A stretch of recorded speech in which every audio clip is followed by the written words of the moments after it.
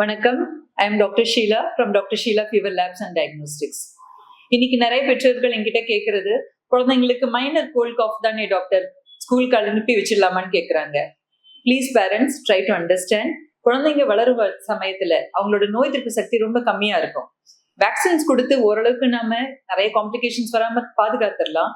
But அடிக்கடி நோய்வாய்ப்படுறதுனால குழந்தைங்க recoup ஆகுறதுக்கு நம்ம சரிவர டைம் கொடுக்காம, ஊட்டச்சத்துள்ள ஆகாரம் கொடுக்காம, அவங்களுக்கு சரிவர ரெஸ்ட் கொடுக்காம இந்த மாதிரி பிள்ளைகளை ஸ்கூலுக்கு அனுப்புறது, they will tend to have lots of weight reductions and malnutrition, and recouping will take even more time.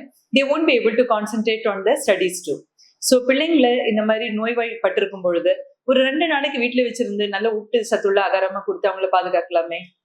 மேலும் பற்றிய விவரங்களுக்கு அணுகவும் doctor Sheela fever labs and diagnostics. வணக்கம்.